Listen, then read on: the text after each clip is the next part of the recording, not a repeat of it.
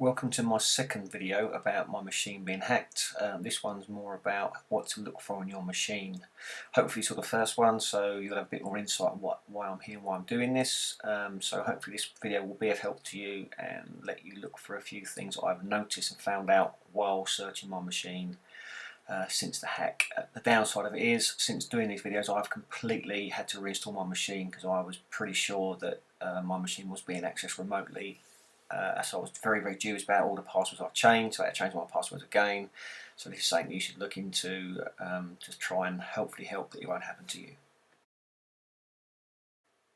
A few simple things to check for on your machine is the date your Dropbox was used, if you've got it installed, or any other potential software that you have for uploading and downloading files to and from the cloud.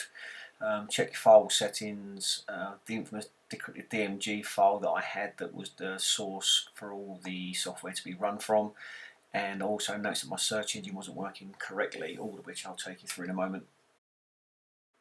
All of these are Mac based as I work on a Mac, but they should be the same if you work on a PC. So if you open up your applications folder where you keep applications, as you can see you have your application on the left and your date modified on the right hand side. Now if your date modified does not coincide with the last time you used your Dropbox or similar software, then you may have a problem. I've since this deleted Dropbox. I can't show the Dropbox date that was used, but you can see the date and times. Like for utilities folders yesterday at 4:15, I've just gone 4:10. So check your dates for your software. Check your firewall settings as well. On the Mac, go to your system preferences, open that up, go to your security and privacy setting, click on your firewall tab, which I've already highlighted here, and make sure your firewall is on. You see the little green button. If it's not turned on, click on your bottom left padlock, type in your password and make sure your firewall is turned on.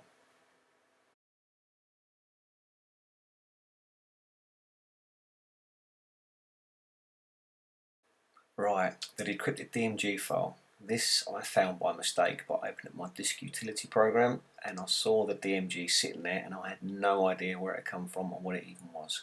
This is what really started to rise my suspicions. So I basically did a search for it and found two documents. One was an email phishing document, which is what I've used to create this, and the other one was this LSOF output file.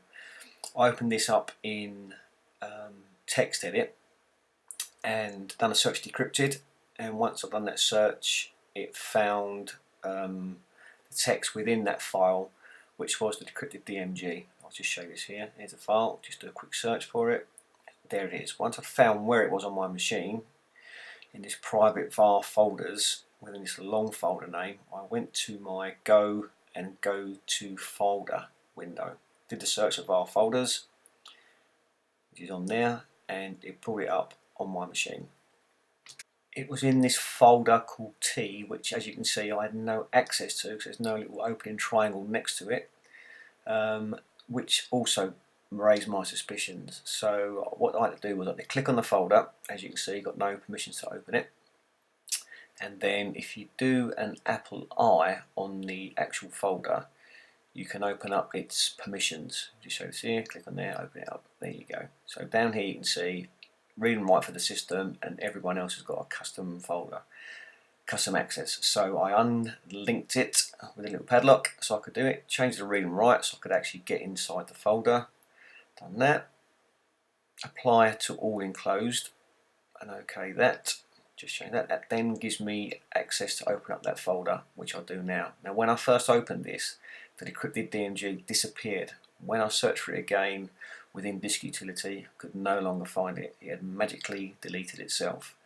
I've had to do this just as a mock-up to show you now, so you can see what to look for on your machine. The next thing I want to show you is my search engine and how it failed to find files I was looking for. Since the advent of the Mega Backup software, I tried to do a search for any files that contained the words Mega Backup, so I could delete them from my machine and hopefully get rid of this download hack that had been on my machine. I know a few different searching methods on the Mac to search for names, any part of the name, different parameters, whether they're invisible, system items, whatever, and none of which, no matter which ones I applied, would bring back any results that actually had the word mega or mega backup in them, even though there were still files on my machine with those names, as I'll show you in a second. Right, so if I now show you the same search methods in this bottom window as I've done for the top one is my machine, the bottom one is a backup of my machine, so as you can see, when I do a search they come straight up.